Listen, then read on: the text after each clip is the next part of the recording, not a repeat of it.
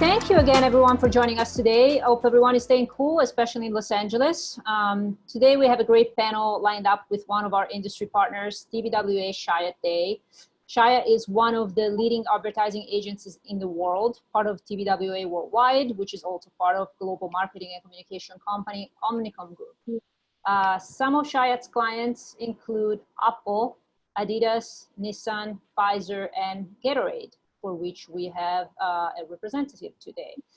Without further ado, I'm gonna pass the microphone to our moderators for the day, Director of Creative Operations in the LA office, Megan Diamond, and Senior Recruiter in Los Angeles, Lindsay Lake, who will introduce our panelists and take it from there. Thank you, guys. Thanks, Linda. So yeah, I'll just start by letting you know like what you're getting yourselves into today. And thank you all for, first of all, being here and also submitting such wonderful questions for us so we learn a little bit more about what you're interested in. It really helped us develop this panel. These are the panelists that we'll introduce ourselves one by one. So you'll get to know us in a minute. Other than that, we'll also take you through what we stand for here at Chiat Day, our place in the advertising industry, and then a little bit more about just the industry in general, like what makes up the industry, who are the key players, how it works, especially in terms of where it relates to production and storytelling, and how it relates to all of you. We will go through some of our clients. We will also kind of tell you why this might be a great option for you and your skills and how it can translate as a new industry. And then also we'll kind of compare, what we know about advertising versus entertainment, some of the processes, some of the nuances, with our specialty obviously being alumni advertising. We'll cover some recruiting topics that I know a lot of you are curious about as well. We'll also, a lot of folks were curious about how we're coping as an agency with the effects of the pandemic. So we'll get into that a little bit. We'll talk a little bit about our DE&I efforts recently as well. And we'll also, we took some of the wonderful questions you had, and we will go through a couple of those and answer them one by one. And then if something wasn't answered, Linda will facilitate and filter some additional questions that we can answer during this session in the chat. So hopefully some of the questions you may have are answered, and if not, we will get there later on. So I'm going to let everyone kind of introduce themselves. I'll start really quickly because I'm already talking. I'm Megan Diamond, Director of Creative Operations here at Chiat LA, and I oversee creative staffing, recruiting, resource management, talent management, for our creative department. And that includes art directors, designers, all the way from, intern through leadership levels, as well as our makers team, which we'll talk about a little bit. That is a little more to do, a crossover with production, as well as just some other teams that really fall under the creative wheel. Yeah, I been at Chiat for a little over a year. I'm from New York. I've worked in the industry there. I started my career in creative resource management and recruiting. I spent a long time recruiting at a couple of agencies in a lot of different places before joining Chiat, and it's really good to be on the pirate ship. You'll hear more about that. So yeah, I don't know. Mark, do you want to go next? Sure. Thanks, Megan. Hey, I'm Mark. I'm the creative director, actually group creative director on Gatorade. So basically I oversee all the creative output for that brand. I've been on Gatorade as creative director for the past 6 years, which is cool because my background, I used to be a dumb jock, and I was always kind of a fine artist. So it's great for me to be able to kind of combine my two passions with sports and creativity in this current role. So I'm very thankful for that. For 5 years previous to my time at Gatorade, I was creative director on Volkswagen, and they're, it's a great car brand to work on. Made a lot of Super Bowl commercials and some pretty famous ones, and then helped that brand grow. I've been on I've been in the business for 20 years, so I'm so old. But yeah, in that time, I've been lucky enough to, you know, got a couple of Emmy nominations. Is this the part we're supposed to kind of brag about ourselves and make us seem more important than we are? I'll do that. I have a couple of Emmy nominations, have some work in the permanent collection of MoMA, and won, you know, creative awards, whatever. So yeah, still, I love that I'm still a part of this business after 20 years, and I'm very excited to be able to speak with you guys today. Thanks for having me. Thanks, Mark. Lindsay, why don't you go for it next? I'm just going down the pictures here. Okay. Hi, everyone. I'm Lindsay Lake. I realize that my Zoom says Lisa. That is my mom. I'm using her Zoom account. Luckily, we have similar initials, but I'm Lindsay. I'm a senior recruiter. I work very closely with Megan on creative recruiting on all the roles that she mentioned, but I also partner with the other departments in the agency. So I also hire for production, account management, strategy, administrative roles, new biz, project management, and kind of the works. So I similarly to Megan, have been with the agency a little over a year, but I've been in the industry, specifically creative advertising, for 6+ years. So thanks for being here. Cool. Cool. Take it away, Theo. All right. Hey, everybody. I'm Theo Ario. I'm the content creative director in TBWA Chiat Day. Been on West Coast for 2 years. Before that, 2 years in New York. I'm actually from Finland originally. So I've been with TBWA now. It's my 10th year. Oh my God. And I specialize in content, whatever the shape and form of it. Before moving to U.S. market, I worked in Europe with the content and entertainment initiatives for brands, and we did a bunch of stuff, mainly comedies, so scripted stuff. So brand-funded comedies on television, linear television, and online on social media. And lately, we've been doing a lot of unscripted and docu-series stuff. So excited to chat with you guys and hopefully tell you a little bit more about Chiat.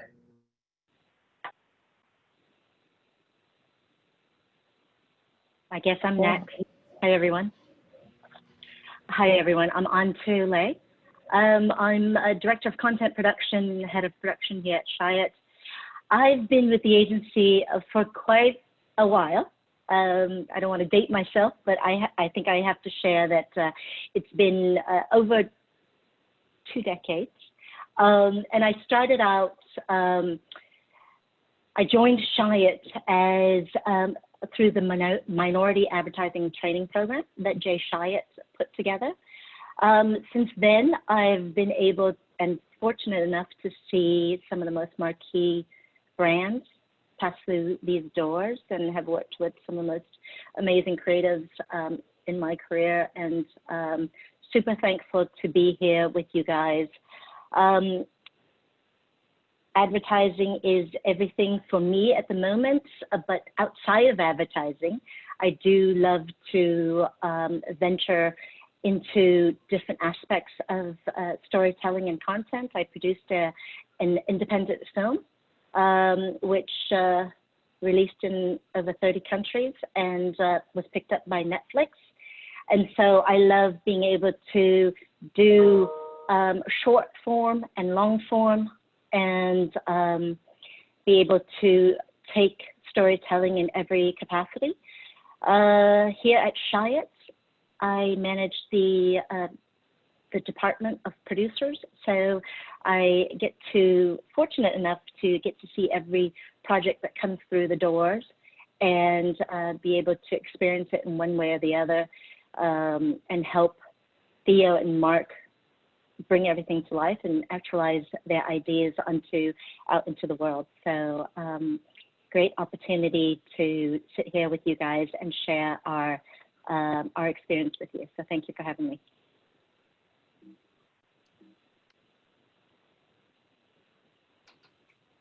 Awesome. Okay. Well, obviously we are TBWA Chiat Day. We're known as the Disruption Agency. We're based out of Playa Vista here in LA. But before we get into more about us, we just wanted to share a quick video, which we would play it on here if we could, but it just won't stream well. So I could send it to you in here, or it looks like Megan already did. So if you guys want to take a few minutes, just mute your sound and watch it, and then we'll pick it back up in 2 minutes. So that video is written and narrated by a Chiat legend and previous creative chairman. His name is Lee Clow. And Chiat Day is part of our TBWA global network. So as you can see, I'm not sure if one of the slides might show that we've been highly recognized and over the past few years from notable business and advertising publications. So we're a very well-known creative ad agency in the industry. A fun fact about Chiat is that we were the first agency to be founded here in LA. Most of the industry was on Madison Avenue in New York City, but Jay Chiat and Guy Day, our founders, decided to take it out west. So they founded the agency back in 1968, just about 52 years ago. The agency did a huge 50-year celebration a few years ago. And Jay Chiat and Guy Day, they were at a Dodger game and shook hands and made the decision to make an agency in LA. And they basically flipped a coin to pick who would be kind of the CEO of the agency. And the rest has been history. So lots of true California blood in the agency, which is really cool. And there's a different sense of creativity out here in LA. And Theo will be kind of going further into detail about it, but I just wanted to make a note that we are disruptors at the core. And it's, I always joke that we were disrupting before disruption became kind of a buzzworthy word and kind of overused, but we thrive off that creativity and disruptive spirit to this day. And that's what kind of drives our creative force. Cool. And just to chime on that convergence, am I too early or late here? I'm just going to talk about the convergence here. I think it's one slide back. One slide. Anyways, and this is how professional we are. Anyways, the cool thing about LA specifically is it's a town of convergence, right? So we have all of these different talents coming to this place. You have, Hollywood is our backyard. There's a lot of storytelling. We constantly engage with screenwriters and actors and producers and try to find ways to tell these stories for brands and kind of merge these entertainment specialties and professionals. All the while we have the Silicon Beach, so you have all the tech in the world. The startups are here. Basically, if you look at it. Lindsay mentioned that the Madison Avenue used to be the big place for advertising, but these days it's basically Santa Monica because there's so many amazing startups here on the tech side of things. So you have Googles and Facebooks and whatnots. And then on the media side, have BuzzFeeds and Snapchats and YouTube. So we have all of this melting pot, and that's what we're trying to do here is kind of find ways to collaborate with different kinds of media, tech, and entertainment professionals. As you can see, these are our current clients. Our client partnership spans kind of a gamut of different brands, and it's not necessarily specific to any category. We have 21st century tech partners as well as consumer product goods. We have clients that have been with us for quite some time. Gatorade's a good 12 years. The Grammys has been with us for 11 years. And as some of you know, Apple, that started back in the 80s when we did 1984 with them. Then again, Think Different in the 90s, and then now basically they're back home with us doing all the Apple work here within our TBWA network.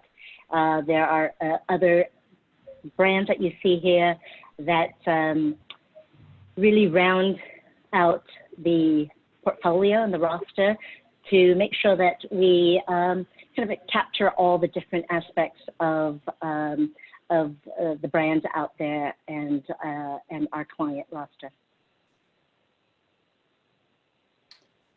But enough about us. We're excited to talk to you guys today because at the end of the day, you guys are storytellers, and great storytelling is the heart of what we do. We have to find ways to create relationships between our brands and the public, and storytelling is a big, big part of that. And in large part, it's because people try and actively avoid what we do. They try and actively avoid advertising these days. And so you have to tell great stories that people seek out or that people share in order to really break through. So that talent of storytelling is so integral to everything that we do.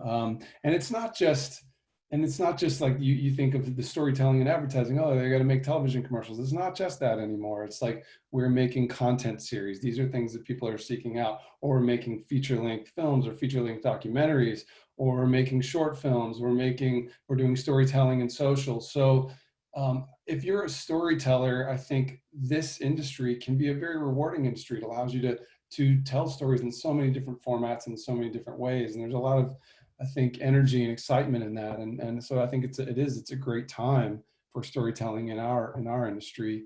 And I think, again, our industry needs storytellers more than ever. And we're an industry that's going through a lot of change, but no matter how much change that we go through, the need for storytellers will never go away. So again, excited to be able to hopefully pique some interest with some of you today.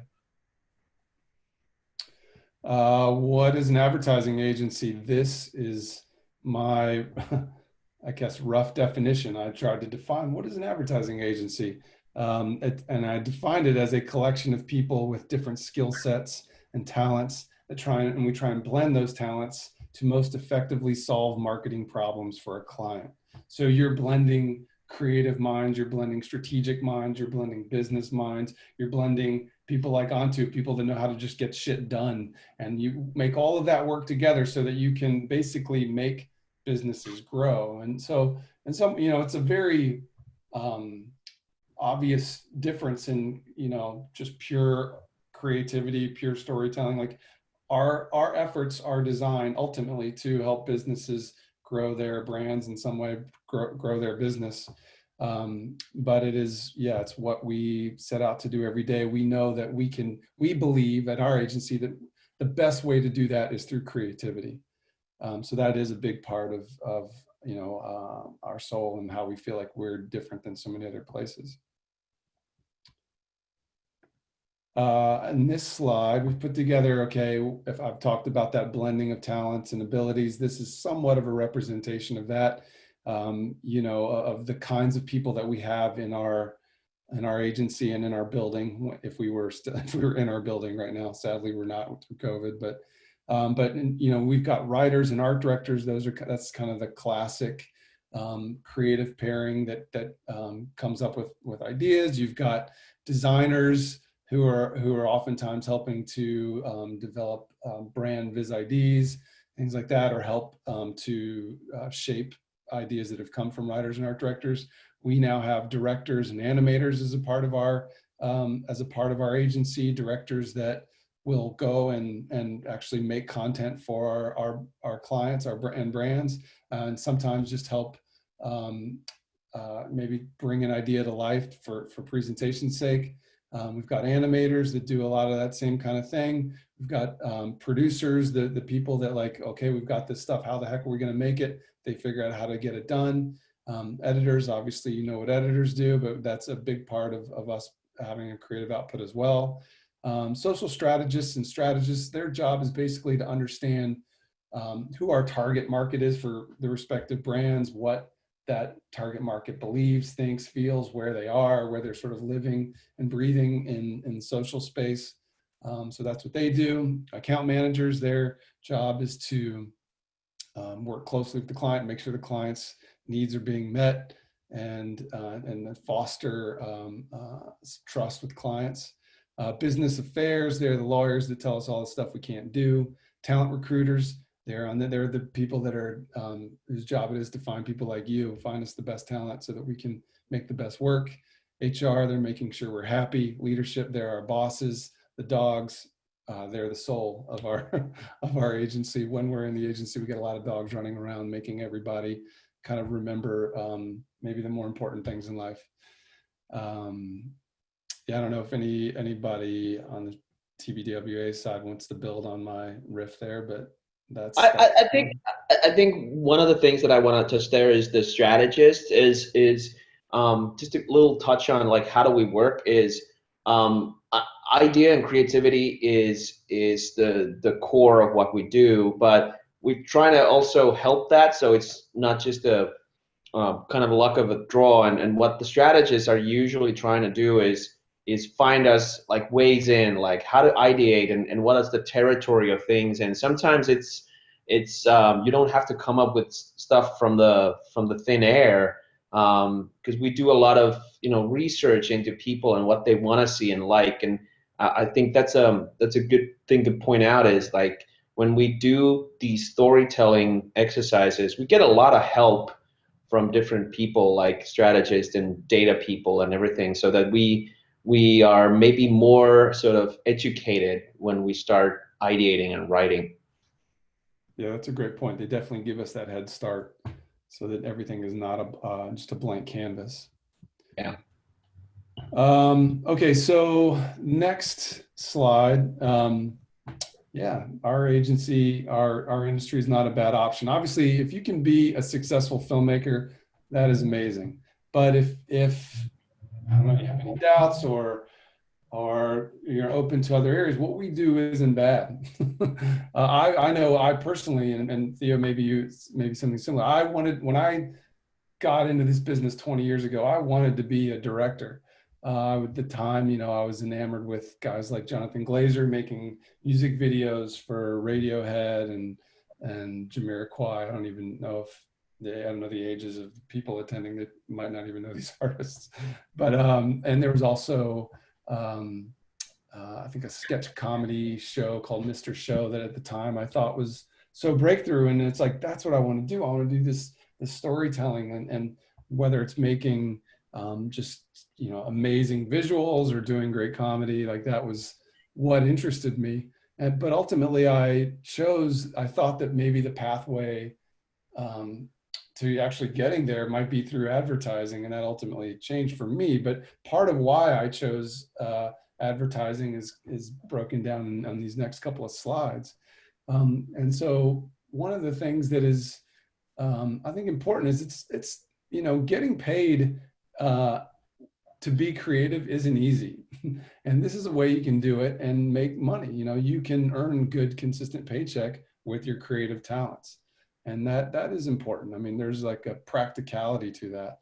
I think there's also the idea that we have such frequent opportunities to produce actual work. In our business, like we keep creatives busy. You're constantly making things. And so again, you're getting opportunities to flex that storytelling muscle in different ways.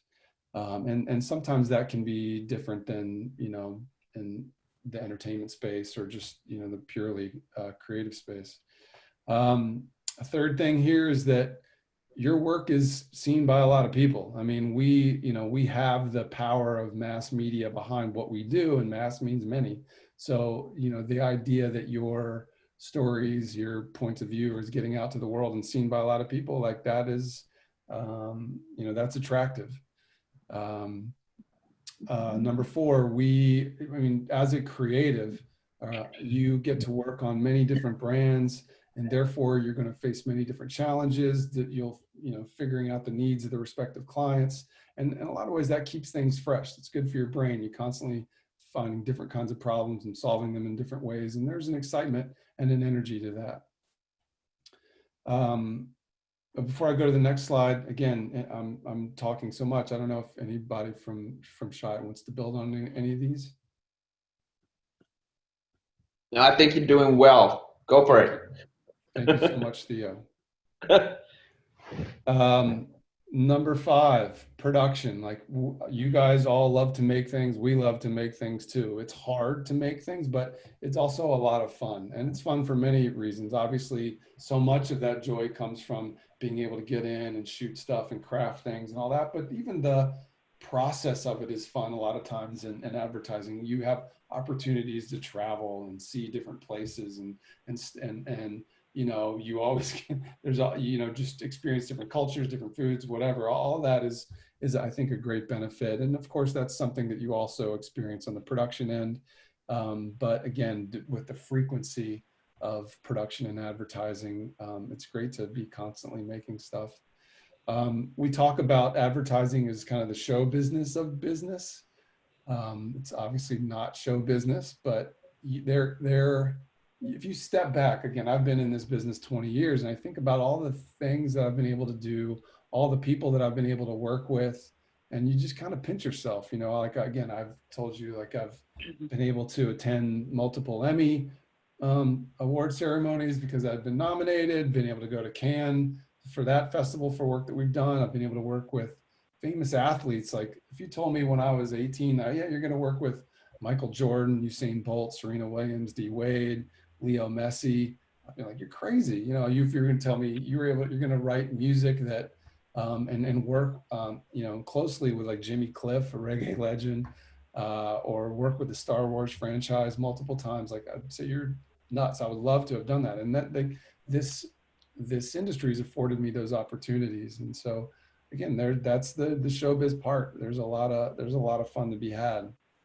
But I think ultimately the most important thing for me is that your creativity, your stories, your taste level, your humor is put into the world.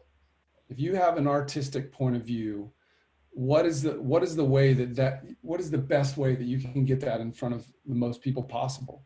And that was sort of what I was thinking way back a couple of decades ago. Like, I was a fine artist, and I'm like, well, you know, like I have these ideas that I want to express to the world. Like, what, you know, how can I have the most impact with those ideas?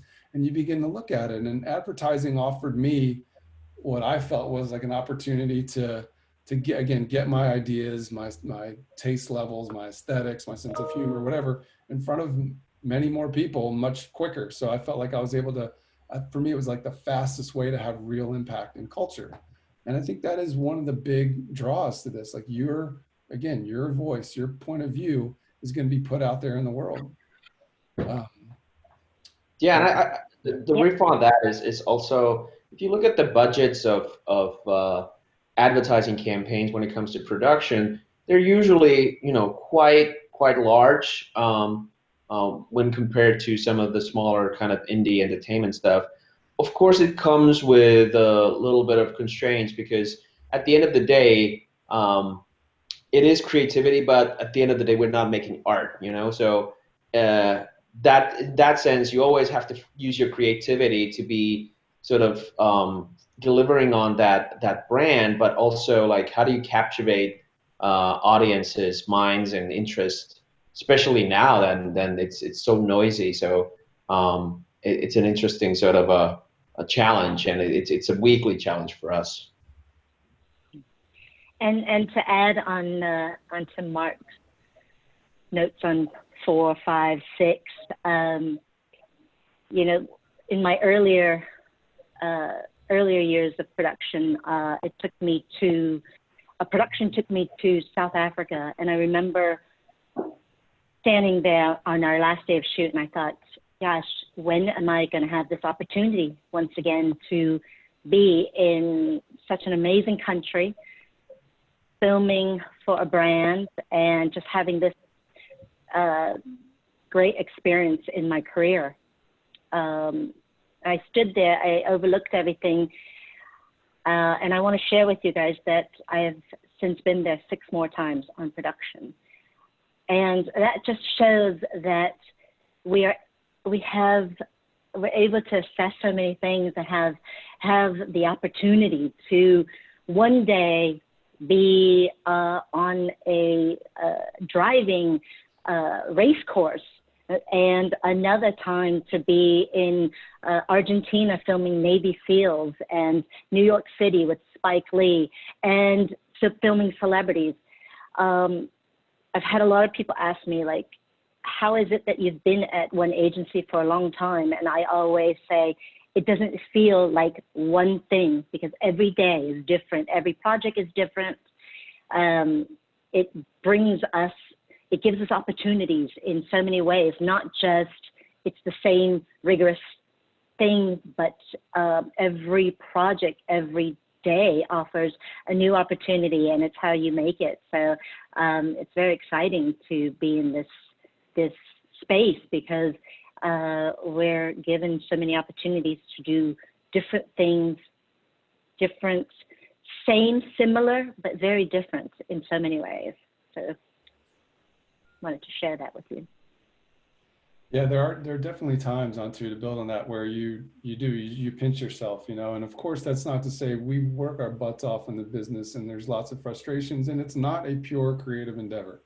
You know, you have to, you know, you have other people that get a vote, and sometimes that vote is a frustrating one in the creative process. But, you know, I think just with the opportunities to work with so many different kinds of people, and the opportunity to work in so many parts of the world, and again express yourself in so many different ways, it ultimately is it's a rewarding, from a creative standpoint, it's a very rewarding place to be. On the next slide, we tried to break down a little bit. I mean, again, this is an oversimplification, but of like, all right, here's advertising and entertainment. Like, let's weigh the pros and cons a little bit. And obviously, as we've talked about, you know, in advertising, you have less creative control. Your goal is to serve a brand's needs, solve a marketing problem, and the client is paying you for that, and they have the final answer on things. And so it is not a pure creative endeavor. So you theoretically have more creative control than entertainment. But if we look at some of the other elements, and some of these we've already kind of discussed, I think, and again, Chiat crew weigh in here as we go through these, but in advertising, we've talked about it.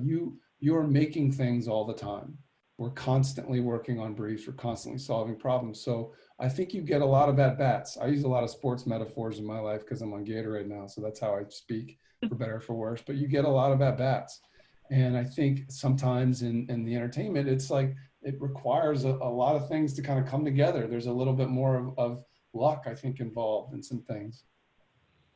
We also talked about the consistent paycheck, and obviously that's an important thing. Gives you peace of mind, you know, gives you freedom to maybe do some other things on the side, whatever. And entertainment, maybe you don't have that. Like, you get paid when you work, and like we said, because there is, you know, maybe a little bit less of those opportunities.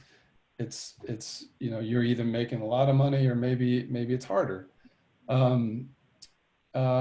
Then I think part of advertising, what we're seeing today, I spoke about it a little bit earlier, because we're compelled, like you have to make content that, if you want your clients' work to be seen and be shared, like you have to make content that is sought out. You have to make content that is shared.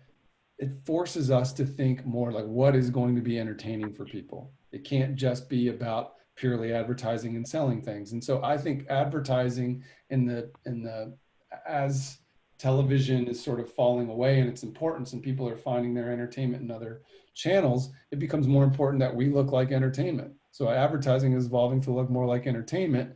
And, you know, what we see all the time in the film industry is that might even be evolving to look more like advertising. It becomes this kind of like, you know, mix of the two. And you know, you're seeing product placement and all that kind of stuff more heavily done in entertainment. And so maybe that's how that side is evolving a little bit. And then I think one of the things that I've seen in advertising, as somebody that I may have some talents, but I definitely have a good work ethic.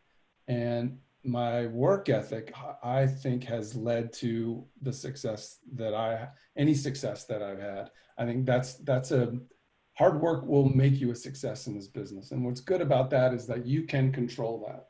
If you work hard, you're a good person, you know, you're constantly bringing ideas, you will do well in this business.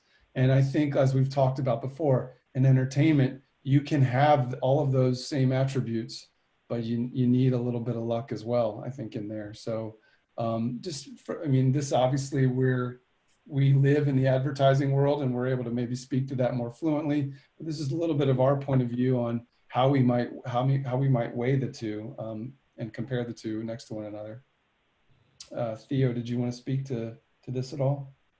Yeah, to elaborate a little bit on the becoming more like entertainment, just to give you guys a couple of like examples of it. So Johnson & Johnson is now doing feature length documentaries. You know, if you look at stuff like Lego Movie, is that a commercial, or is it really a brand telling an amazing story about, you know, everything's awesome? So there's multiple sort of these behaviors with the brands that they at the end of the day, what they want to do is, you know, capture people's imagination and hopefully make people like them. And we're seeing more and more of this entertainment part of it coming to life. And the great thing about that is there isn't sort of a solidified branded entertainment industry existing right now. So most of these rules are actually being like written right now. We have stuff that we're talking to the brands right now, and we're trying to get docu-series off the ground. And you know, we have to constantly educate ourselves, and you know, the clients that we have to also learn some new tricks, and we're trying to get these things made. But because it's brands and it's brand funded, there isn't a rule book, which makes it even more exciting, because right now everybody's just trying to figure it out. So on top of you get to do a cool project, you get to kind of also starting to defy the rules of like how the next one and the next one come after your project at the moment. Yeah. And I think where these two areas meet, advertising and entertainment, is basically it's both. We're trying to engage with the consumer, with the person. We're trying to make a connection and have it be relatable. And so I think that in itself kind of blends the two, whether it's advertising, entertainment. What we're out to do as storytellers is we're trying to engage and have someone see our POV and perspective and understand and connect. And that, I think that's a big word, is connectivity, and making sure that people understand where we're coming from. Advertising, as Mark says, is, yes, it's a different business, but it's in a way all the same, because we're out to share a message with the consumer, with the viewer, with the audience. The interesting and neat thing about advertising is, you know, there is a budget for a lot of this stuff. So we do have more at bats, as Mark says. I really like that, because right now brewing is probably 5 to 10 different projects for throughout the agency, even more. And we're just looking at every moment as an opportunity to push out a message or a POV about something. It needs to be strategic. It needs to be conceptual, but we're always producing. And so that's a really nice thing to always be able to create, to ideate, create, and make all at the same time, just being able to do that on a regular basis. Yeah, and I'll speak to this a little bit more later, but just even in my experience on Gatorade, when we talk about how that brand is making things look more like entertainment. We historically, a few years ago, we made a content series that ultimately was bought by Fox Sports, and that was a content series called Replay. In the last several years, we've made a couple of animated short films, one for Usain Bolt, one for Leo Messi. The Leo Messi film was selected by YouTube as I think the story best suited for a feature ultimately. We're currently, and I'm working with Theo to on a project with the G League. The G League is the developmental basketball league for the NBA, and they are now beginning to take in the top high school recruits and make basically an Uber, a select team with those top high school recruits. And so, really potentially changing how kids get to the pros. Like, you no longer necessarily have to go through the NCAAs, and you can get paid doing it. So there's a lot of interest in that story, and that's something that we're looking to tell with the brand. And so again, just like there's such rich opportunities out there, and it is such an evolving space. So it is looking more and more like entertainment. Apologize for my dogs. They're terrible.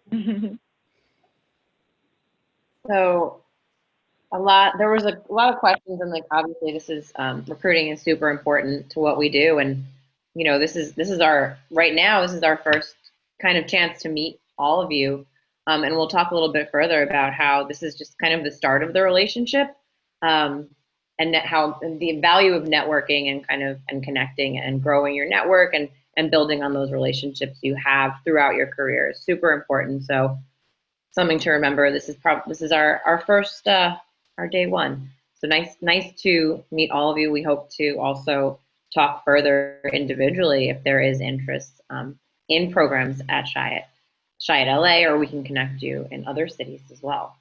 But first, Lindsay and I are gonna share this part. Just kind of what a lot of people were curious about was what we look for in entry level candidates, and specifically like how to break into advertising. So some of like the competencies that apply to creative production makers and content are probably what your pathway will be. And I think for all of these, it's just like having a body of work, or one piece of work or something that makes you have potential. I think potential is the biggest thing here. We don't expect people entering into the field to have it all figured out. I think there's mentorship that's involved, and that's really part of all of our jobs, especially these guys you're talking to on the panel right now.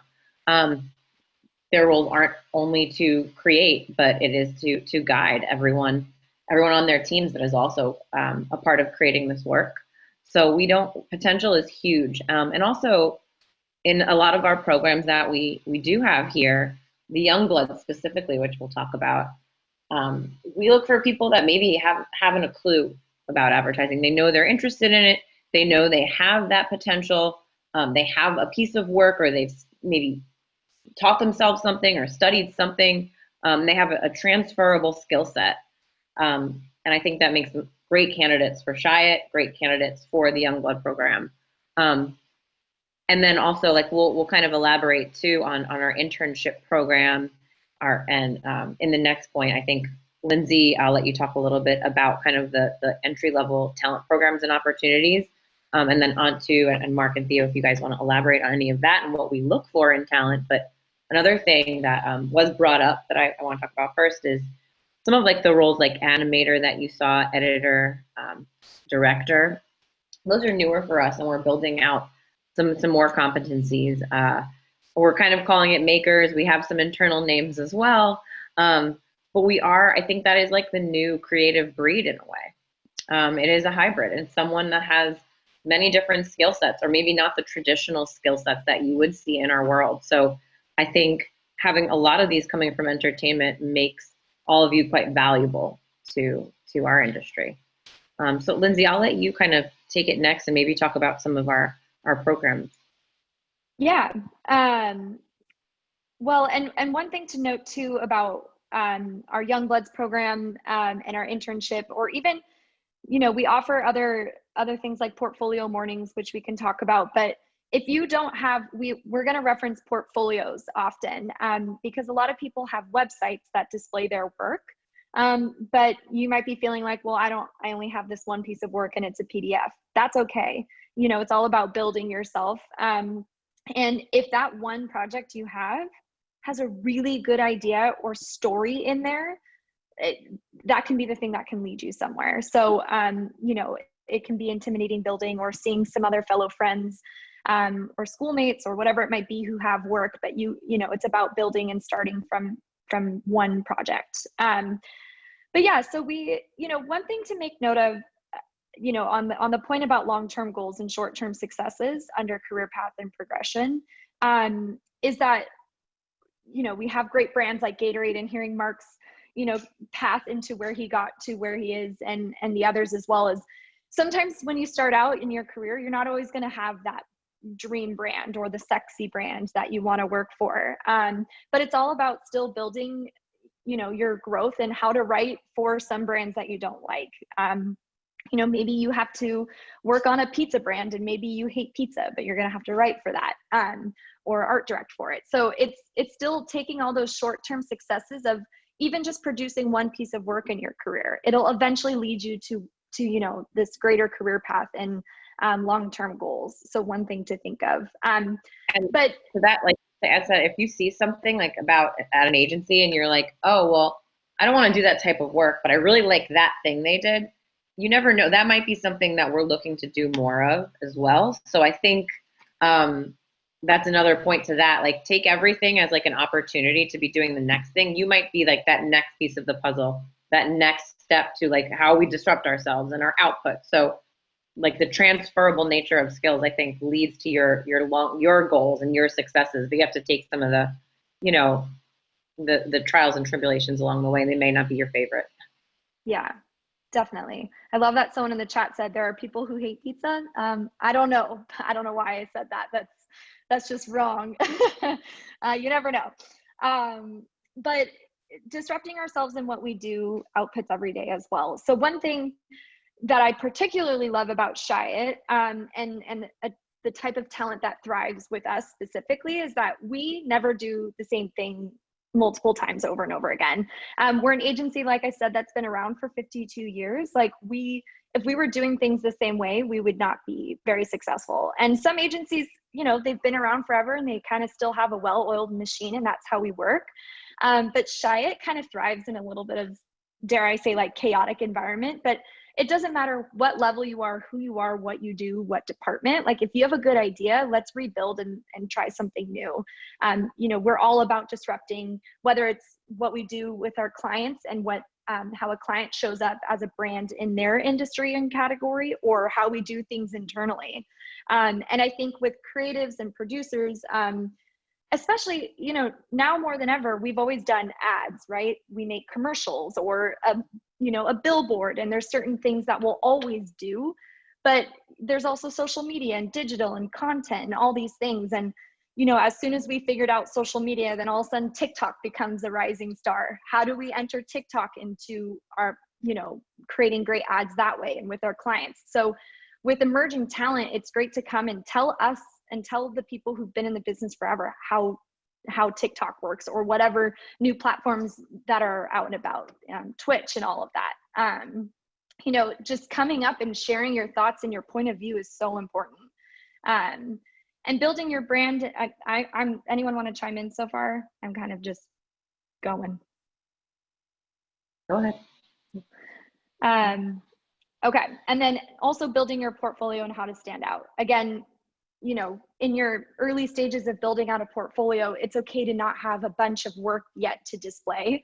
To my point about social media, I think as we talk more about makers later, so many people, we've always had two career paths, art direction and copywriters, and designers as well. But nowadays, art directors are also motion graphic artists or animators, and so many people might be hybrids or like to be an art director but also shoot. And so I think making yourself stand out is just being your authentic self, and showcasing the work that makes you special and your point of view. I think a lot of people come into the industry with bright eyes and interest in work that's always inspired them, but what is you? What is your voice? What is your creative perspective is super important. Yeah. Yeah, Yeah. I would build on that. Oh, sorry, Megan. I apologize. Go ahead. Sorry. I was going to say, like, portfolio is like, we'll say it again, like, doesn't need to be like a well-defined thing. It could be like a blog or like a screenplay or something at this point. Like, it's just kind of like needs something that shows what you're capable of, something that you're proud of, that you think tells a story. Yeah, I think especially like you said, for the entry-level candidate, or for, when we're looking for potential as opposed to something that's necessarily proven, as long as you can show that you can think in unique ways, and then you have the ability to express that thinking in a strong way, and that could come through, and again, in any number of assets, but you're showing a sense of craft, you're showing a sense of storytelling, of design, of writing, like any of that can spark interest, so that we're like, yeah, I want to give that person a shot in a program like this. And so, if the other thing that I look for in a lot of those entry level positions is just seeing somebody that is shows that they're hungry, has that student spirit. They want to continue to learn. They have a strong work ethic. And, again, as long as you can show that the creative you've made, even if it isn't advertising, an advertising-like object, as long as you can show that the creative you made has some kind of element that translates into what we do and what we're looking for, that will serve you. So what they've been saying, you don't need a portfolio. You need something that expresses that you have, a unique point of view, and that you're able to craft that point of view in a strong way. We also want to know, like, besides that, like, what are your interests? Like, that really helps us and helps, like, that's going to go a long way with some of the work we're doing. Like, what else do you have going on? Like, what kind of music are you into? What are your side hobbies? Like, a little bit of insight into what makes you tick is like super important. So be unique and like we are in the business of building brands. So like the first brand you got to take care of is yourself, and know how to really brand yourself and be true to it. Yeah, and if I could quickly share a little story about Mark Winders and Ryan Buckley, who are an amazing creative team that we have at Chiat, and Ryan is and was a director, and Mark is and was a scriptwriter, and they made a short form doc that was really great, but the documentary scene is you got to struggle, you got to sell yourself, and it's hard, and what those guys brought to the table was just amazing passion plus the talent, and obviously we wanted to give them a chance to show the world what they can do, and right now they're doing amazing stuff with different brands, still utilizing those skill sets that they got from film school and all the work they've done in the unscripted space, but now they're doing it for brands. So I just to echo what everybody else is saying, is like talent and passion are the two things that we look for, because as said, like we're sometimes in weird waters. We don't know how things work, so we need to be passionate enough to educate ourselves really fast and become not sort of an expert, but at least have educated enough of ourselves to be able to create these new creative, whatever the object is, if it hasn't been done before. Yeah, and I just realized also that I was supposed to talk about programs, and I just jumped to number 2. But just really quickly to talk about, we briefly mentioned Youngbloods program, internship, and we also do portfolio mornings and continue to create new programs. But for entry-level people who are interested, or even career changers, you can be someone who's been in a career path. I know there's people of all different backgrounds on this call. So whether you're, an up and coming talent, a current student, recent grad, or someone in your career, our Youngbloods program is specific for the creative department. And it's, we have a summer internship type program that's usually 3 months set at a time. But our Youngbloods is more of an apprenticeship. It's 6 months, and it's really an opportunity to be fully embedded in the creative department. You learn the ins and outs of how an agency works, but you're also hired to bring in your talent. Whether you're a writer, an art director, designer, a maker, a director, editor, like it kind of doesn't matter. It's kind of to our point, like, do you have a story you want to tell? What, do you want to have a path in advertising? And, it's specifically to draw on diverse talent too. We are an industry that's had, a history of a lot of the same people making ads, but we want to diversify our creative class, and we want to also diversify our work and make, the way to make authentic work is having a diverse population. And I mean that in all aspects of what diversity can mean. And we'll go into a little bit about diversity in a little bit, but diversity can mean many things, whether it's race, sexual orientation, religion, if you're, disabilities, it can be so many different things, gender. So we want to bring people who are not currently represented in the industry as well as in Chiat and help get them, you know, an opportunity to be in the agency. And so it's an opportunity to learn and be able to understand what the capabilities take to get into the industry, but also to showcase yourself as well. And we feel like an internship is typically a great place to kind of learn and definitely get to know the agency. Our interns are for the non-creative roles. It's a bad way to name it, but strategy, account management, a lot of production, new business, PR, it can be any of those. And that's a 3-month opportunity to get to know the agency as well, but it's just a shorter term and it's more about, you know, getting to know the ins and outs as well. And we also offer programs like Portfolio Mornings, which is something that we've newly launched with our Chief Creative Officer, Renato Fernandez. And every Wednesday morning for 3 hours, he meets with up to six, you know, emerging talent that want to have a one-on-one review with Renato on their work. So if you have a piece of work you want to have go over with him, if you want to, you know, strengthen your portfolio or learn how to start a portfolio or how to make a great idea, you know, that's something that you can do one-on-one with him. And he's an insanely passionate man who has a lot of great insight and has made wonderful work. So it's an honor to be able to get to work with him. So, and side note too, Megan and Sam and I can share some of these links to sign up for some of this stuff and further information after the call. We'll make sure Linda. I'm sorry, go ahead, Megan. I just think we'll make sure Linda has all that, plus some of the links and this whole presentation. So you guys don't worry, you'll have all that.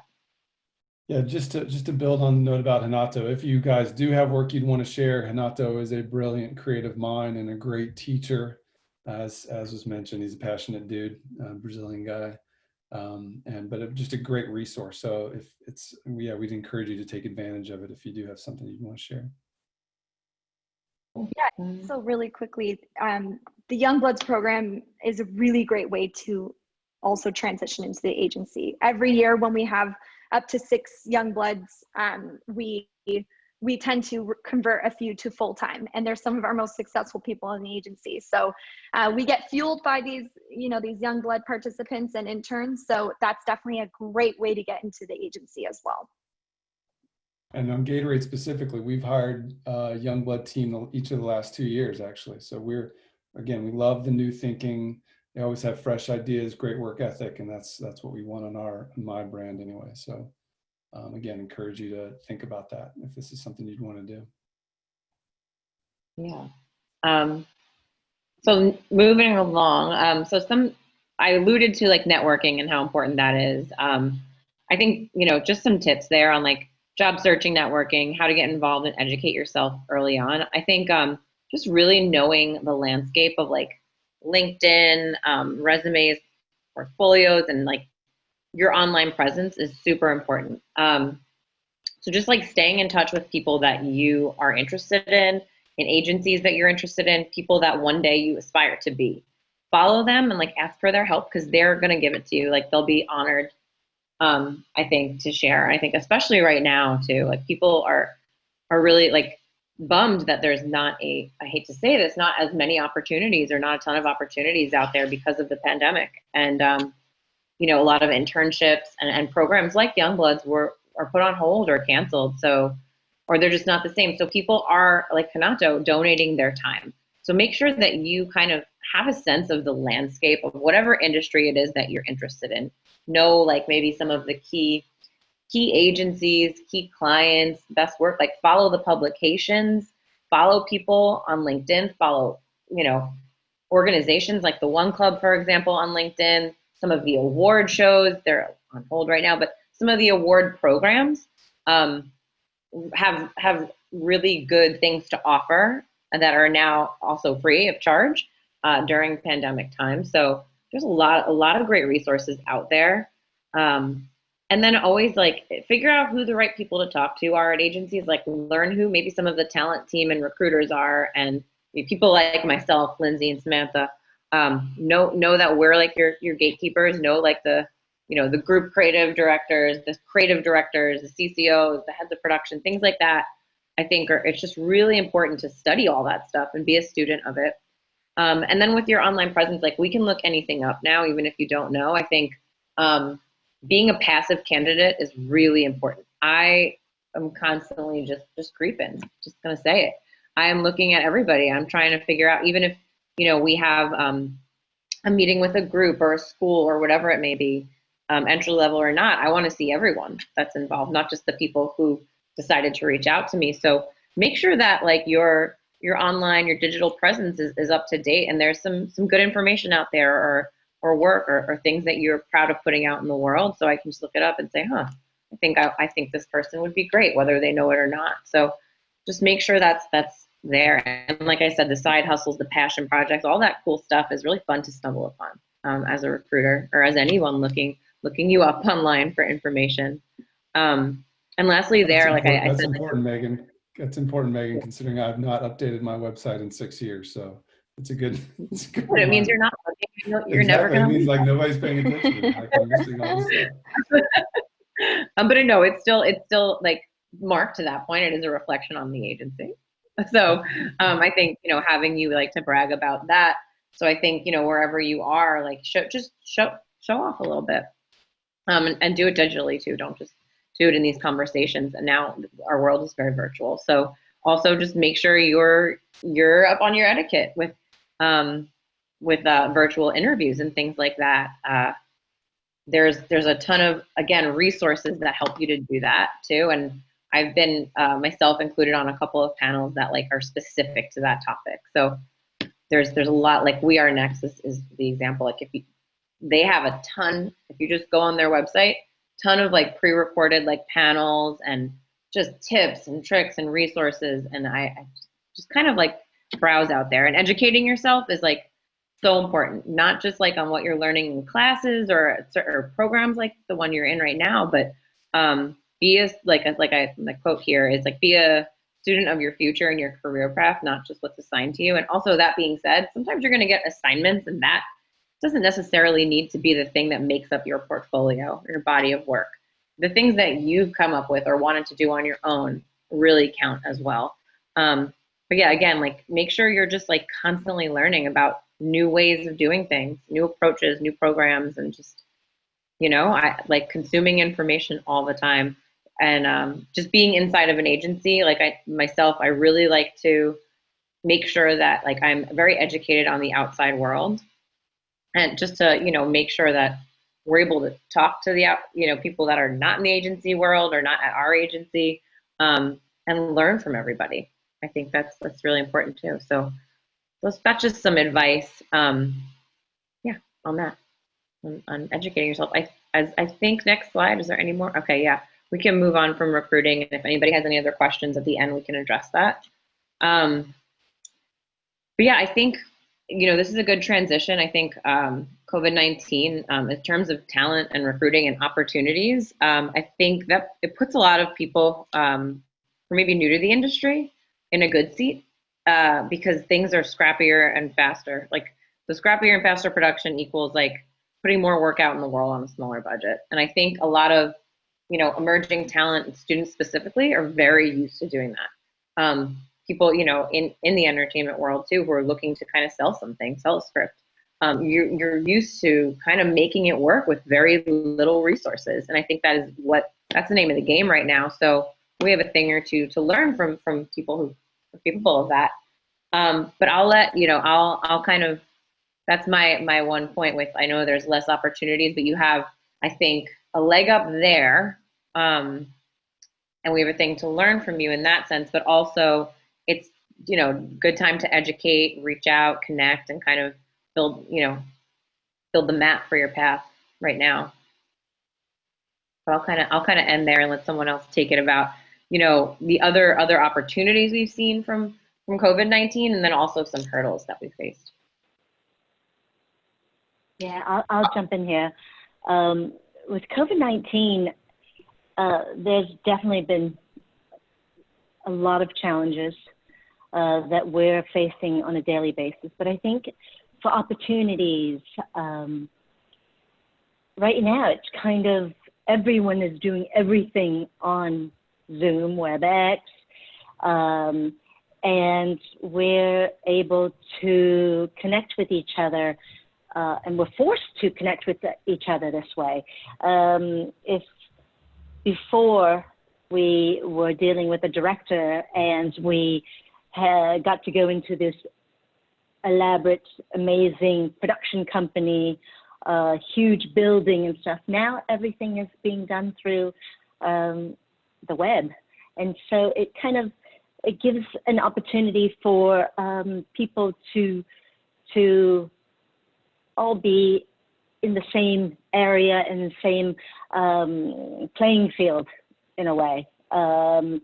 Right now, whether I'm dealing with an editor that is working from home, another editor that, Kirk Baxter, who edits for David Fincher, is also editing from home. So I think in that sense, we're giving the opportunity to see people in a different light, and to see people and to work with people differently. COVID-19 has definitely put a strain on the day-to-day interactions, the things that make us who we are, as far as being able to connect with people and be able to talk to them.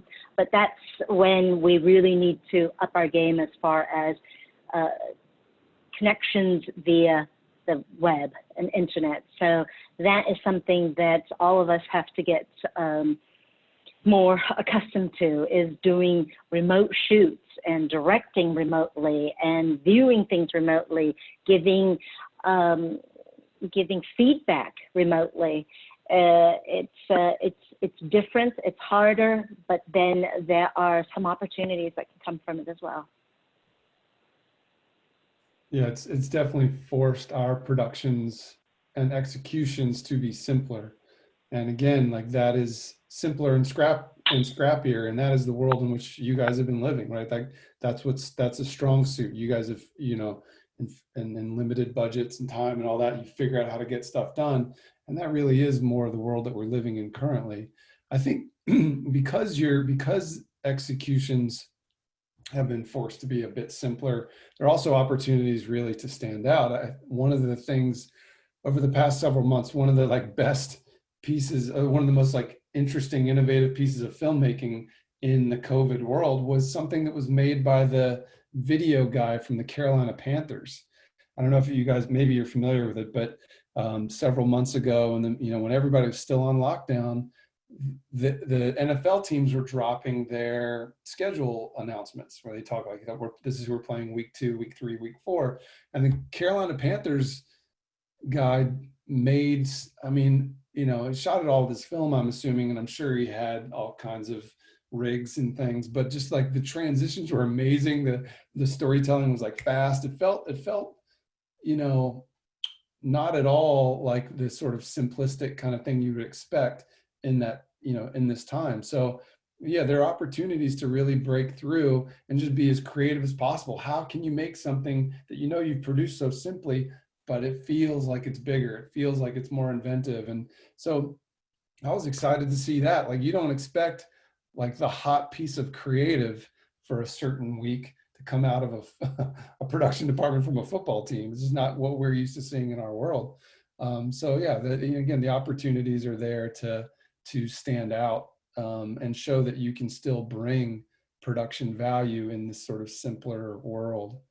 It's definitely, we're not in a, sometimes in the past, maybe you're like, oh, it's going to be amazing. And it's going to be amazing because we're going to throw a bunch of money at it and have a big ass crew and whatever. And that kind of stuff it's not happening right now. So yeah, it is. I think it is it's a good opportunity for filmmakers to show that, they can be interesting in different ways and in unexpected ways.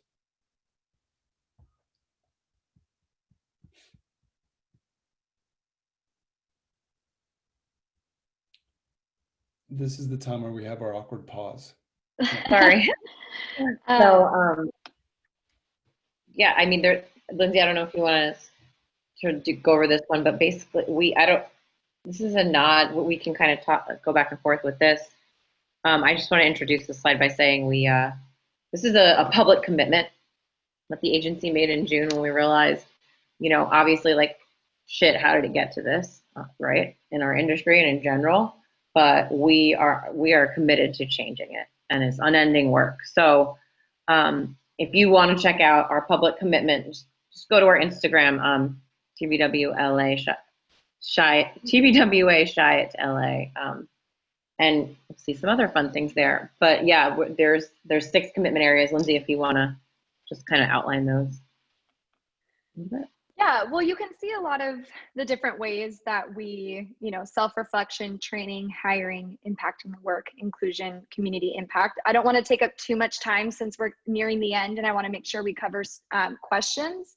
But just, covering the topic of diversity, equity, and inclusion is more than just one thing. It's not just hiring talent to get into the building. It's not just about the work. It's so many different things. And so we really took, we're taking the time to, first of all, listen to our employees who do represent,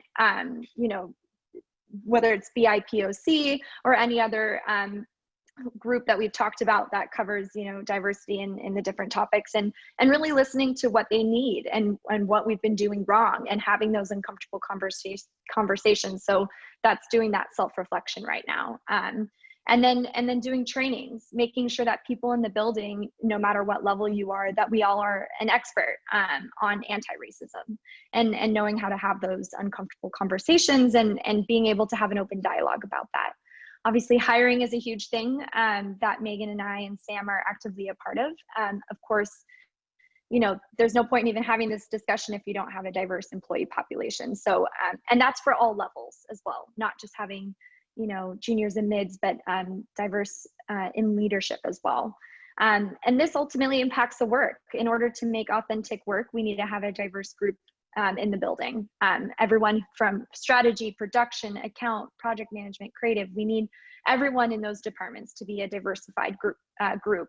That way we know that what we're putting out in the world is true. And then inclusion, making sure that the people in the building, no matter what your background is, that you feel like you belong, and that you feel that you have a voice, and that you can speak up, and that you're included.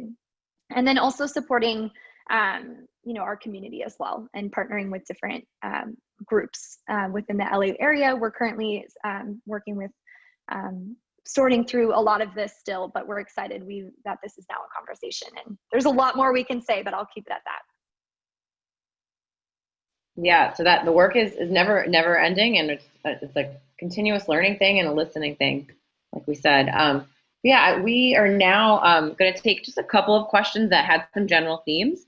Thank you all again for submitting them, and I am cognizant of time. I don't know if everyone can go over, because I want to address as much as possible, but we have a couple of questions that were maybe asked by more than one person or in different ways. We'll start by addressing those, and then to the panel, and then we will move it over to any open things if we still have more time, or can just stay a little longer. But I hope a lot of people were able to get questions answered already up to this point, and then through the next little bit we're gonna go through. But yeah, I think we could turn the presentation off for now. We will share this presentation with you just as a side note, just so you have some of the links and references that we talked about. So we'll make sure that we share it with Linda and you are able to see it.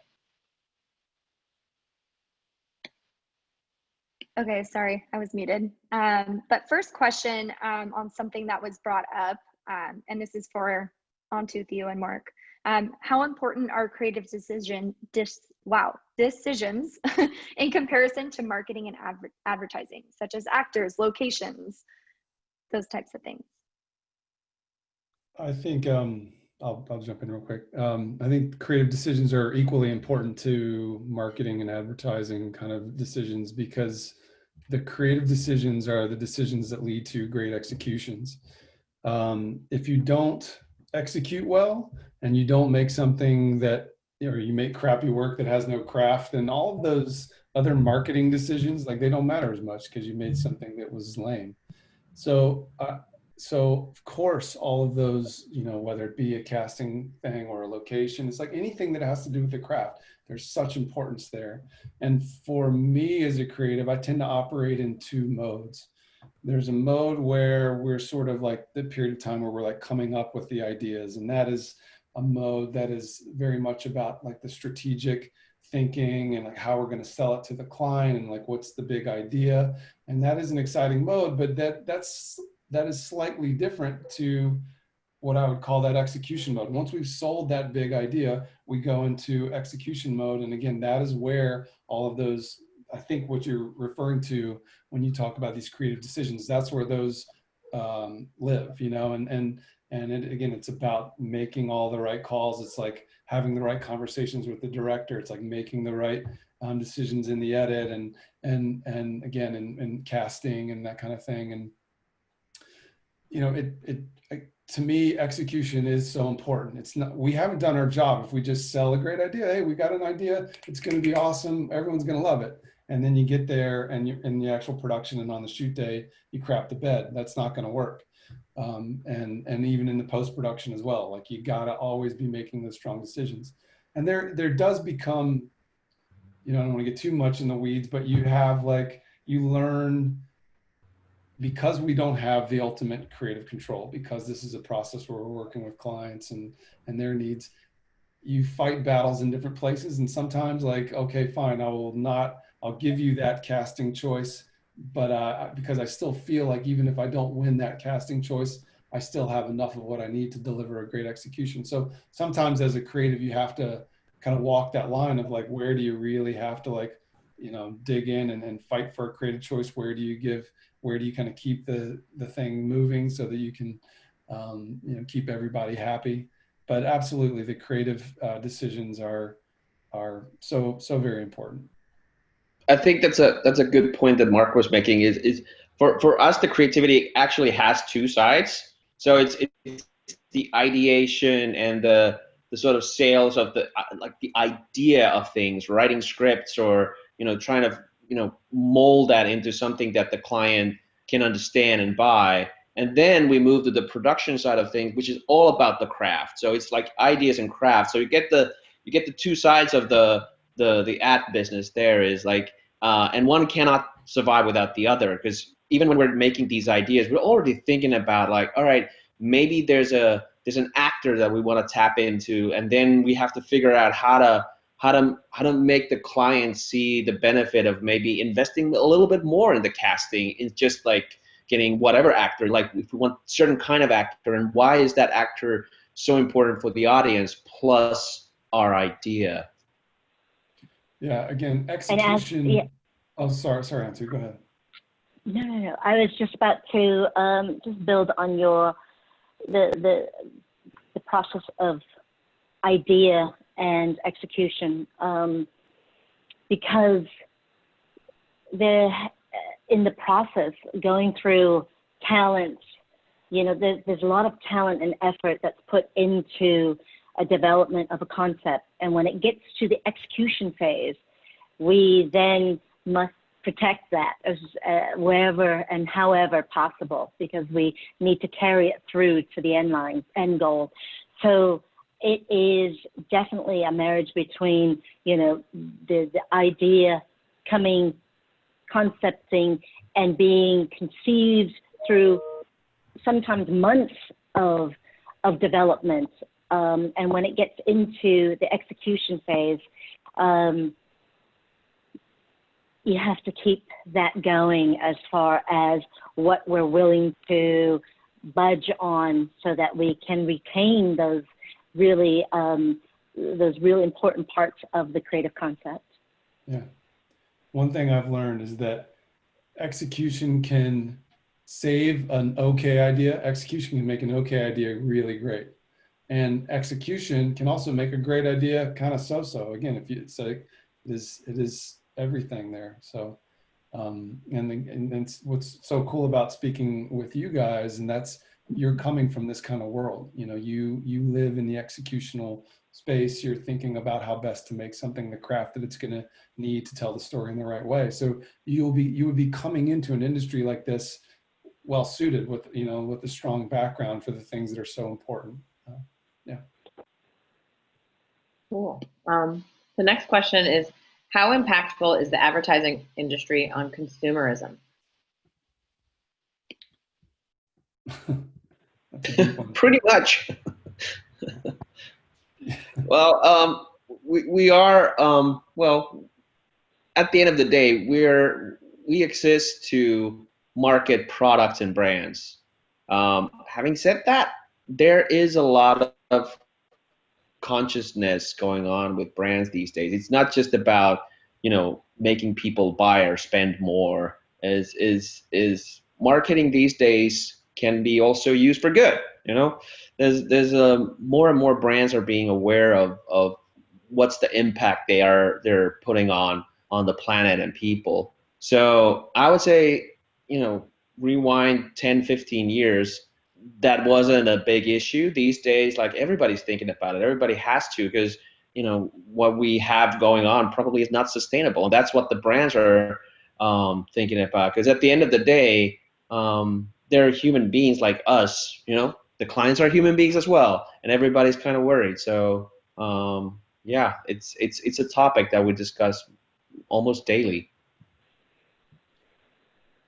Yeah, I mean, I think you're right on, Theo. I mean, of course, advertising does, have an impact on consumerism. It works, which is why we do it, which is why we still do it after whatever 110, however long advertising has existed. There's a reason why it does get people to buy things. It does create desire. It does make you love a brand. I love Nike. Their marketing makes me want to buy Nike shoes. But to Theo's point, like, there's a much less cynical and I think much less cynical viewpoint coming from brands now, and they want to see how they can create real and positive change for the reasons that Theo mentioned. And you're seeing it again with a brand like Nike and their equality campaign, or even their Kaepernick campaign. These are or what they did with the NBA bubble, with all of the shirts and the messages on that. Like, that's a brand that recognizes that, it's giving its athletes a platform, and then it recognizes that its athletes want to embrace that platform and really create change. So it's working with the athletes aren't just about wearing shoes for them. It's about changing society. Even on Gatorade, we've created programs. We have a program called Sisters in Sweat, which is about making sure that young girls, female athletes, stay playing sports.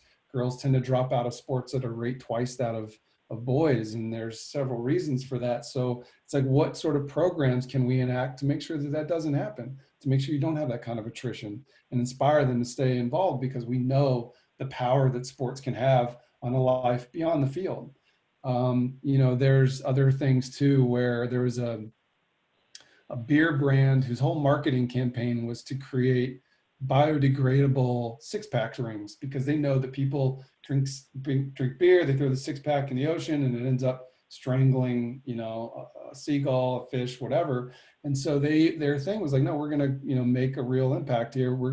They developed the technology so that their six-pack rings, when they ended up in the water, they would break down. They actually were food for the fish. And so, you can, through the marketing, they position their brand as something that, is actually having a real positive impact in the world. And there's lots and lots of cases like this, and we're happy again to share more with you guys. But we are seeing a shift from brands and recognizing, like, look, we can't just be about selling something. We have to be about, making, what we do more sustainable, like creating a positive change in the world, however that might manifest. I do want to make note of time. I know we hit 2:30, but I think, did you want us to stay on for a little bit and answer questions for whoever can? If you guys are up for it, we can go for another 10 minutes since we started a little late, but I don't want to take away from everybody's time. Like, you guys have been so generous so far, and this has been incredible. So I'll leave it up to you. Okay. I know I can stay on, but for any others in the group, if you have to go, totally fine. But a few of us can stay back. Yeah, let me text some people. I'll be late to a meeting, but I'd like to stay on if possible. Okay, we'll give you a second to text. Theo and Antu, is that okay with you? I already texted that I'm going to be at least 5 minutes late, so let's keep going for a little while. Okay. I'm fine. Okay, Lindsay, while we're doing that, you want to get the next question rolling? Yeah. The next question is, what is the best inroad for music placement opportunities in advertising right now? advertising is does offer a great opportunity for music. I think when we're looking at music, there's basically two buckets of which we get music. Is one with licensing, and the other one is with music composition, original composition. So with this question, I'm going to answer the first bucket, which is music placements. I think for music placements, one of the best ways to do this is through music licensing company. If we have an existing track that we are hoping to place, we usually go directly to a record label. But if there are opportunities for an independent track, maybe for an independent artist, a route would be music licensing company, where their sole goal is to pitch music to movies and TV shows, advertising, music producers, content makers. And so it's a really good route to get your music repped by someone who can get it out to everyone. I did mention music supervisors, which is a really good source, because for us, when we go to search for a music track that may not be something that is initially sought after, we can go to a music supervisor who then takes our brief, our budget, and they help us go search for tracks that will work for us. From there, we can use them and their resources to license these tracks. So that's a really good route for a company like, for a brand like Apple, who uses a lot of music to share in their messaging and stuff. They may have up to 7+ supervisors just going out to look for these types of tracks, independent tracks that may be out there.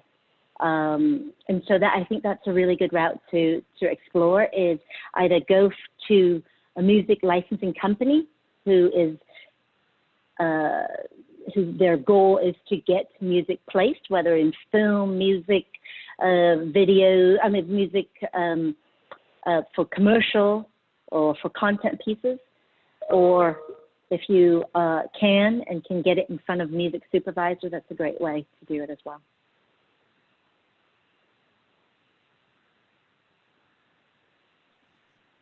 Okay, I'm going to move on to the next question. Yep, sorry. The next question was, does the advertising campaign process for a feature differ from a TV show marketing?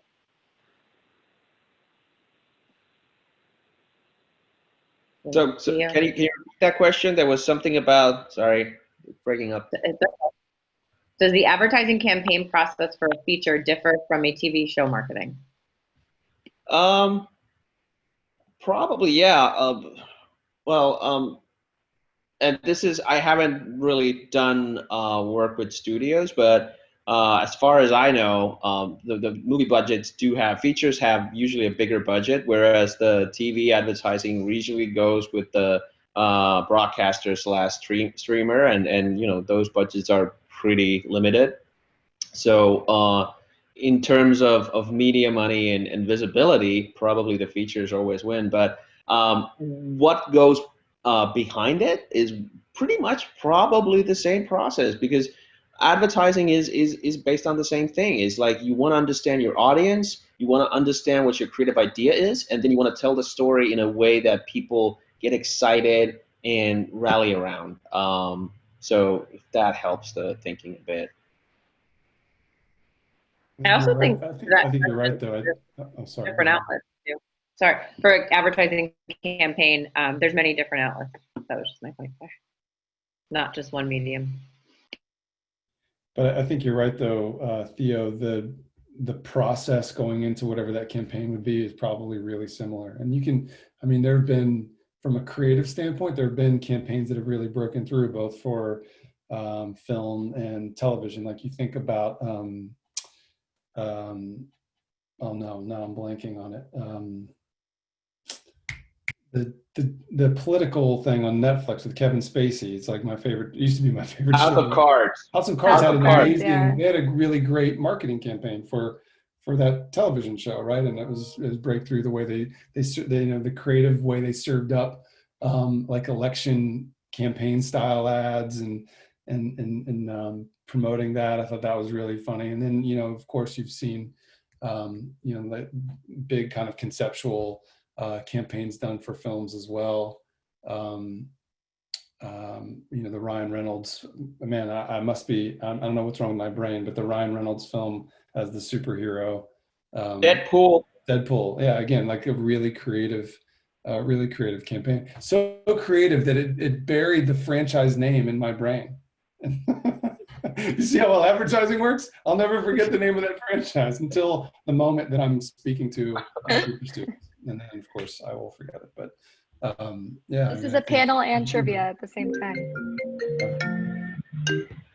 The next question we have, and quite a few of you had questions about this. So how do we choose directors in the advertising industry? Would you guys like to give some insight to that?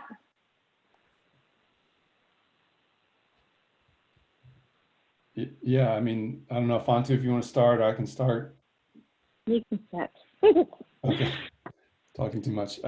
For me, I think it's the most important thing for me in choosing a director is working with somebody that's going to make your idea better. They have to elevate in some way. I think that's the key to being successful at anything. You got to surround yourself with people that are smarter and more talented so that you look better for it. But so, the director's choice obviously also depends on the kind of idea you've sold.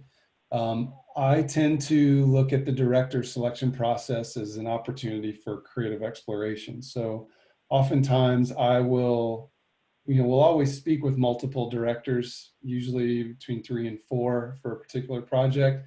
I try and, choose at least 2 directors that I think are most likely what their work kind of aligns with my vision for the film or for whatever story we're telling. But then I also like to try and bring in some additional directors that I think will be more as a wild card, if we're doing a sports ad, whatever, or a story, like, what if we brought in this music video director? Maybe they're gonna bring it to life in a different way. But so of course there's some logic in choosing like who you're wanting, who you think is going to do it best. If you have a big VFX job, and it's a big spectacle, you're probably not going to go and talk to a director that's like a comedy dialogue kind of person, but again, I think it's, for us, we like to try and find a little bit of a range because you're going to hear different viewpoints. Well, what if you told the story like this? Or what if you did this? And even if you don't ultimately choose that director, as a creative, I can like steal a little bit of that thinking. I don't know if I'm allowed to say that, but we it's like, I want to get all these smart viewpoints to ultimately try and land on the strongest way to tell the story. I think, for the main things for me, again, like who's going to elevate the story. And I can tell who's going to elevate the story. Usually that comes through in the calls. We'll always do calls with the director and ultimately the treatment that they deliver to us. So I should, through that process, be able to like, yeah, this person's going to bring, make this better than I would have done on my own. I want to also find a director that's going to collaborate. I don't think we're in a world in our industry anymore where you can kind of be a jerk and kind of get away with it. I think we're just you have to be collaborative. Things are, imperfect in our world, and you kind of got to go with the flow and work together as a team. So I want a director that's going to collaborate. And again, that's something that I can sense out in calls. A lot of times I'll lean on my producer. I'll talk to Antu and be like, what do you know about this person and how they work? She'll have conversations on the side with that director's producer, and just to make sure that they're on board and they're going to want to collaborate. And then finally, I want a director that's going to commit. And what I mean by that is like, I don't want you to be dialed in just through the pre-production and then on the shoot day and then kind of like check out in the edit. I want a director that's like, no, I'm in this all the way through, even when we start maybe hitting bumps in the road in the post-production process, with the client or whatever. I still want that, that director that cares and is committed, as I said, committed to the process and making sure that our ultimate deliverable is as good as what I had hoped for and as good as what they had hoped for. So again, that elevation, that collaboration, and that commitment, those are the three things that I'm looking for. Yeah, I love that. And, you know, just a reminder of what we, when we get to this process of choosing a director, we've been through potentially, you know, possibly months of development already. So when we bring someone on board, it is about a collaboration and a commitment from someone that sees things similarly to how we see things, and to push it forward, to be able to kind of refine and add to the concept that we have, and bring it even to elevate it to its next level. So everything that Mark says, we look at. There are so many directors out there for someone to be, you know, if someone's not collaborative, it definitely makes for a deciding point for us. We want to be able to work with someone and have a great experience from it. So that very much comes into play. We, of course, love the passion and the collaborative nature, and making sure that the director has a vision that, and a passion that he or she wants to take with us and share with us in this journey. Whether it be weeks or months of this project, it is something that we have lived with some time. And so finding that person that can help deliver on that message, both strategically and creatively, is something that we look forward to in looking for a director. And one thing I would add here, I think there, especially within the commercial, if you're thinking about commercial directors or advertising style directors, there is a lack of diversity. And there's big opportunity for I think different points of view, different kinds of storytellers, like we've been saying all along. My wife works with production companies, and she's hearing all the time, like, we want to find we want to find a person of color to tell this story, and it's just like there are not there, whether it be opportunities or for whatever reason, that pool is not as big as it should be. So that is an opportunity that's there in that space, and it's something that is very needed. And it's, you know, it's both with persons of color, but also with gender as well. I mean, I think for too long it's just been in the directing space just a bunch of white dudes, and so and that again you tend to find the same kinds of stories, like you lack that difference in storytelling. So there are real strong opportunities there. Thank you. I know in the interest of time, there was like we're gonna wrap it up. I'm gonna ask one last question that recently came in earlier. I noticed it was about, and maybe Antu or Lindsay can elaborate with me on this one. Question is, could a path to producing at an agency like yours be through a project manager position, or would it be better to climb up through production instead? There's a difference between project management and production at Chiat and a lot of agencies. Antu, I don't know. I think for the world that most of you are living in and what you're learning through Ghetto Film School, I would say production, but it depends on your skill sets. Project management, you do touch a little bit of every department in a way, and you kind of orchestrate the project flow and make sure things are happening on time as a producer would, but you don't necessarily touch as many of the executional elements and the making the things come to life that a producer would. So it depends on what you're interested in. I don't know, Antu or Lindsay, if you want to add to that at all. I think the one thing I would love to just add and talk about is, as a producer, I definitely find that craft and that creativity is such a huge part of it. There was, or is, or may be a time that producers are looked at and viewed upon as paper pushers or management of the process. And for us, I really think that we are an extension of the creative team. When we talk about creativity, we talk about an art director and a writer. And for me, it is an art director, a writer, and collaborating with a producer, because the three of you, the team, this entity, this unity can push an idea forward. And so it is a creative position as well. And I would like it to always remain in that way, is that we are there to help Mark and Theo push the idea forward. And not just in a sense that we're going to go out there and just make, but make it with craft and with intention and purpose.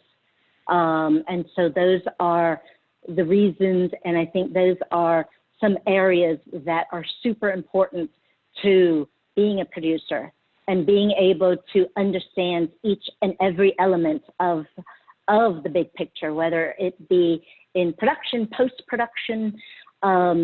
Understanding it will then allow you to do it that much better, or with craft, so that we can always elevate the final output. Very well said, Ansu. So I think we're going to end the Q&A here. There's one last thing. Sam, if you can go back to the presentation, we just wanted to share, and like I said, we'll share this with you so you have the links. It kind of relates to the different ways that advertising can tell stories, different content forms. And this is all through the lens of like just one brand. We have many brands like you saw, but we'll let Mark speak to this. This is all through the Gatorade brand itself. So there's just Gatorade storytelling examples in many formats that we wanted to quickly just talk about. We won't show any of these right now, but we will make sure you have the links. Yeah, when you get a chance, go, if you can, take a look at these. But again, it's just trying to bring to life what we were talking about. You're going to get, if you're a storyteller, you're going to get opportunities to tell stories in a lot of different spaces, in a lot of different ways. Just on Gatorade, we, as I mentioned several years ago, created one of the first branded content series. It was called Replay, and it was basically, the idea behind it was there was a high school football game that was played, I think in like 1994, that ended in a tie. And then 15 years later, we decided to have those same athletes replay that game. And these guys had moved on, and they started their lives as just normal everyday people. But we worked with them, and it was a documentary series. We got them back into shape, got them back into football fitness, and then they ultimately replayed that big game, that big rivalry game and we found an ultimate winner. So that was just a really, at the time, it was a new way that a brand could tell a story. And it was all built around a product that we were launching at the time called G2, which had a little bit lower sugar and was targeted towards an older athlete. So that's why we chose to tell the story in that way. So another example, sorry, there's a rat problem in my house, and the rat guys are literally drilling in the wall beside me. Perfect timing. Glamour, it's the glamour of this world, like we've talked about. The classic things that we've done, great commercials. And one example is Fixation. It's a really cool story just about like how you see your rival's always in your brain, giving you nightmares. And it was a story we told with D Wade and Kevin Durant. So take a look at that when you get a chance. That's the classic commercial storytelling. I mentioned some of the opportunities that we've had to do some short film storytelling. The Boy Who Learned to Fly was an animated film we made for Usain Bolt for the Olympics 4 years ago. Ended up being entered into film festivals as well. And it's a really beautiful film, and it was a lot of fun to make. But for us, those opportunities to tell stories where maybe you have a certain perception of an athlete, but by the time we tell the story about like what really makes them tick, you think about that athlete in a different way.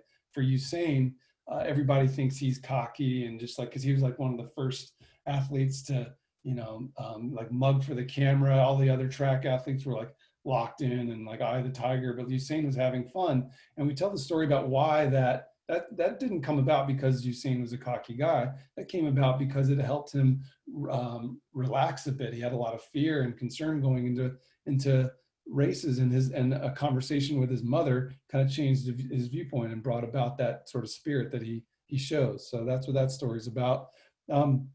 And then, even today, we've talked a lot about the opportunity in social spaces. We've just done a campaign that's running actually right now with Gatorade, this whole idea of like, man, we haven't been able to play for months because we've all been in quarantine. We're desperate to play. We will play anything. If I'm a soccer player, but you tell me like it's baseball season, I'll play baseball right now. If you tell me I'm allowed to play tennis, I'll play tennis. Or maybe I'll play, I've got my tennis racket on over my hockey pads, over my, football helmet. And so we created with this TikTok challenge, if you will, a fun way to like basically layer on and create these sports mashups as a way to show just how ready to play athletes are all over the world. And then finally, we're even doing feature-length documentaries. Gatorade has produced a documentary with Robert Rodriguez, obviously a really well-known filmmaker. And it's a story about a soccer team in the Pacific Northwest. It's called Hood River.